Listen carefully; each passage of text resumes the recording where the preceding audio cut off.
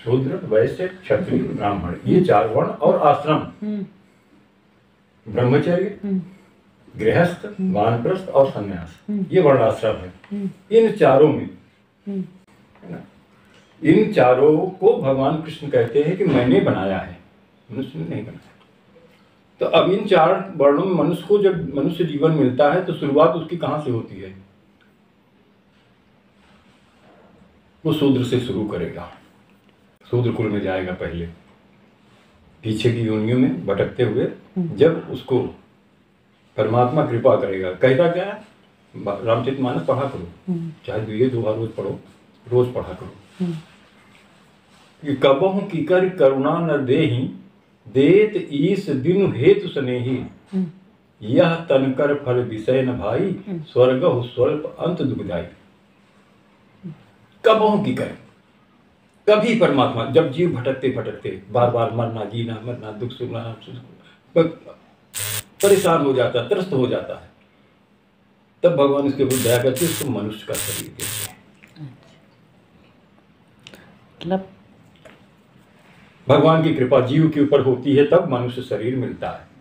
अब मनुष्य शरीर मिलने पर अगर हम विषयों में ही भटकते रह गए, विषय 5 विषय हैं, आँख का विषय, कान का विषय, वाणी का विषय, नासिका का विषय, त्वचा का विषय, शब्द, रूप, शब्द, स्पर्श, गंध, ये प्रकृति की व्यवस्था है। यदि इसी में हम रह गए, बहुत ही सत्कर्म आप कर लो, सारा जीवन सत्कर्म करो, स्वर्ग प्राप्त कर लो, फिर कहते हैं कि स्वर्गहु स्वल्प अंत दुखदाई। जब धरती को छोड़ने में इतना कष्ट होता है हमको आपको, तब जब स्वर्ग में जाकर के अवस्थित हो जाएंगे, और जब स्वर्ग छूटेगा तब कितना कष्ट होगा। वहां भी तो अंत हो गया, वहां भी तो भोग है। तो जो चारों हमें मोक्ष की प्रक्रिया वो ईश्वर ने हमको दी है मनुष्य को केवल, उसमें लिए वर्ण फिर वहां नहीं आता, वहां वर्ण नहीं आता, फिर वहां आपको केवल मार्ग मिलेगा। किस मार्ग पर चलना है उसके लिए भगवान ने आपको विवेक दी है, बुद्धि दी है, गुरुओं की व्यवस्था दी है। गुरु और सदगुरु दोनों में अंतर होगा। सदगुरु मतलब वो जो ईश्वर में प्रतिष्ठित हो चुका है, ईश्वर को जान चुका है, अपनी आत्मा में संतुष्ट है, वो प्रतिष्ठित है, दर्शन कर चुका है, ऐसा गुरु। और गुरु तो बहुत हैं, माता पिता भी गुरु हैं, शिक्षक भी गुरु हैं। कोई विशेष शिक्षा लेना हुआ, जैसे आप भाई अगर नृत्य है, आपको कला है, कोई भी बहुत सी विषय हैं, अगर भौतिक शास्त्र पढ़ना है, फिजिक्स पढ़ना है, तो आप फिजिक्स वाले के पास ही जाना पड़ेगा, न कि जो है केमिस्ट्री वाले के पास या इंग्लिश वाले के पास जाएंगे, जिसका जो विषय वही पढ़ाएगा। इसी तरह एक अध्यात्म एक विषय है, धर्म में धर्म के बहुत विषय हैं, धर्म में भी बहुत विषय हैं, जैसे लौकिकता में विषय हैं, फिजिक्स है, केमिस्ट्री है, बायो है, इतिहास है, भूगोल है, तमाम तरह के विषय हैं। ऐसे ही उसमें भी बहुत विषय हैं, शास्त्रों का विषय अलग है, उपनिषद का विषय अलग है, वेदों का विषय अलग है, धर्म ग्रंथों का विषय अलग है, सबका विषय अलग अलग है। इसलिए कहा कर्मकांड की बहुत लंबी व्यवस्था है, लेकिन ब्राह्मण कुल सबसे उच्च कुल है। इस कुल में आने के बाद भी अगर हम मोक्ष के मार्ग पर न चले तो फिर वही 84 लाख में भटकने के सिवा कुछ नहीं रह जाएगा। वही मोक्ष का मार्ग सदगुरु बताते हैं, जो मुक्त हो चुके हैं इस जीवन में, वो बताते हैं। अब वही आज के युग में कमी है। बड़े बड़े संत महात्मा हैं, बड़े बड़े आश्रम बना दिए हैं, एयर कंडीशन गाड़ी में चलते हैं, लाखों की 50 लाख की गाड़ी, करोड़ों की गाड़ी में बैठ के चल रहे हैं, तो कौन सा धर्म का पालन कर रहे हैं? वो सुख भोग रहे हैं अपने पिछले किए हुए कर्मों का, सत्कर्मों का सुख भोग रहे हैं, लेकिन भविष्य नहीं सुधरेगा उनका, भविष्य में फिर वो चलेगा। बहुत सी सिद्धियां भी मिल जाती हैं ईश्वर के मार्ग में। सिद्धियां को गुरुदेव ने कहा कि बहुत ही ये निकृष्ट हैं सिद्धियां, इनको पाने के बाद आपके कई जन्म खराब हो जाएंगे। जब तक ईश्वर को आप प्राप्त न कर लो तब तक आप दाहिने बाएं आगे पीछे कहीं देखना ही नहीं है, क्योंकि ईश्वर को प्राप्त करने के बाद सब कुछ तुम्हारा हो जाएगा। जैसे एक पिता की संपत्ति पर पूरा अधिकार उसके पुत्र का होता है।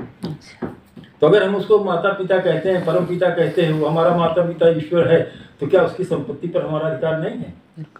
जब उसने हमें सारा संसार दे रखा है तो हम छोटे से मकान के लिए संतुष्ट हो जाए क्या? हमको तो पूरा चाहिए ना। हमें तो पूरा चाहिए। तो पूरा होगा कैसे? जब तक उसके अनुकूल नहीं चलेंगे। तो अगर पिता से विपरीत चलोगे अपनी संपत्ति से बेदखल कर देगा। मतलब उनके ध्यान में आप आइए, उनका जो भी करो उनको समर्पित कर करो, उनको स्मरण करो। वो चाहते कुछ नहीं भाई, जो त्रिलोक का मालिक है, जिसके पास हजारों लाखों कुबेर जैसे धनवान पड़े हुए हैं, उसी उन्होंने बनाया ही इन सबको, तो उसको क्या आपसे चाहिए? ईश्वर को हमसे आपसे क्या चाहिए? पहले तो ये जानना चाहिए। हमारी अपेक्षा क्या है? हमारी अपने पुत्र से अपेक्षा क्या होती है? कि वो हमारे अनुकूल चले। मानो कि साधारण तो ऐसे ईश्वर भी चाहता है कि मनुष्य को हमने शरीर तो दे दिया, इतना सुंदर शरीर दिया, सब कुछ दे दिया, धन दिया, दौलत दिया, बुद्धि दी, विवेक दिया, विचार दिया, इतना भोग दिया, सब कुछ दिया, तो उससे अपेक्षा कुछ ईश्वर रखता है। और अपेक्षा क्या है? कि वो केवल हमको स्मरण करता रहे। अगर ईश्वर को मात्र केवल स्मरण ही आप करते हो एकाग्रता के साथ, मन के साथ 5 मिनट बैठ करके, उससे जैसे हम आप बात कर रहे हैं वैसे मन की बात आप ईश्वर से करो जी। ये उससे वो बातें आप अपने मन की कहोगे तो वो बैठा सुन रहा है, एहसास भी होता है कि अगर वो सुन रहा है आपके भीतर बैठा। और जब आप उसके ध्यान में डूबते हो तो उसकी वाणी, जो ये कान उसकी वाणी नहीं सुन सकते, दूसरा कान है उसको सुनने के लिए। जो उसका 3 शरीर है ना, एक मन का शरीर होता है, ये स्थूल शरीर, 5 तत्वों का शरीर, दूसरा मन का शरीर, तीसरा आत्मा का शरीर। आत्मा का शरीर सर्वत्र समान रूप से विराजमान है, विद्यमान है हर पूरे ब्रह्मांड में। वो आत्म तत्व एक ही है। एक ही ना होता तो ये सोचो 72 बार आपका हृदय धड़कता है 1 मिनट में, है ना? और वो सारे पूरे संसार में जितने प्राणी हैं सबका 72 बार धड़कता है। अगर किसी का 73-74 हो गया तो ब्लड प्रेशर का मरीज हो गया, या कम हो गया तो लो ब्लड प्रेशर हो गया, लेकिन धड़कता कितना 72 बार सबका। हर आदमी चाहता क्या है? सारे संसार का व्यक्ति क्या चाहता है? मूल रूप से सुख चाहता है। कोई दुख चाहता है? नहीं, सुख चाहता है। तो हर आदमी सुख ही चाहता है। क्यों सुख चाहता है? प्रश्न आता है, कोई करेगा प्रश्न कि क्यों सुख चाहता है भाई? सुख इसलिए चाहता है कि वो आनंद से ही पैदा हुआ है, सुख से ही पैदा हुआ है। प्रकृति और पुरुष ब्रह्मांड के जब मिलते हैं, शिव और शक्ति जब आपस में मिलती है, तब ये प्रकृति उसको आनंद होता है। उस आनंद से प्रकृतिकरण संसार का होता है। जैसे स्त्री पुरुष के मिलने से संतान की उत्पत्ति होती है। स्त्री पुरुष को क्या मिलता है? आनंद मिलता है? अब हम लोग गृहस्थ के जीवन बीत चुके हैं, जब पता है स्त्री पुरुष मिलते हैं तो आनंद उत्पन्न होता है। अब आनंद उत्पन्न होता है तो बालक का जन्म होता है। जब तक शिव और शक्ति नहीं मिलेंगे तब तक गणेश की उत्पत्ति नहीं होगी, सृजन नहीं होगा। गणेश का जन्म, गणेश का मतलब क्या है? बुद्धि। और वो शिव शक्ति कहाँ है? हमारे भीतर है। शिव भी है, शक्ति भी है, दोनों हमारे भीतर है। उस शिव शक्ति को मिलाना पड़ता है। योग की क्रिया बताती है कि उस शिव और शक्ति को कैसे मिलाया जाए। और जब वो मिलते हैं तब गणेश, तब हमारी ये बुद्धि जागृत होती है, विवेक जागृत होता है कि वास्तव में हमारा लक्ष्य जीवन का है क्या, हम किस लिए धरा पे आए हैं, परमात्मा ने हमको क्यों भेजा है। वो बुद्धि जागृत होती है हमारे भीतर। गुरु क्या कर, सदगुरु इतना ही करते हैं कि जो हमारे अंदर शिवत्व तो है, शिव और शक्ति दोनों हैं, उसको मिला देता है। तो मिला देगा तो हमारी बुद्धि, गणेश रूपी बुद्धि, वो जागृत हो जाएगी। तो मनुष्य का परम लक्ष्य क्या हुआ? सुख पाना, क्योंकि वो सुख स्वरूप है। वो शिव और शक्ति आनंद स्वरूप है, इसलिए हमारे पास भी आनंद है। उस आनंद में स्थित हो जाना जो हमारे भीतर है। तो ईश्वर किस रूप में हमारे भीतर है?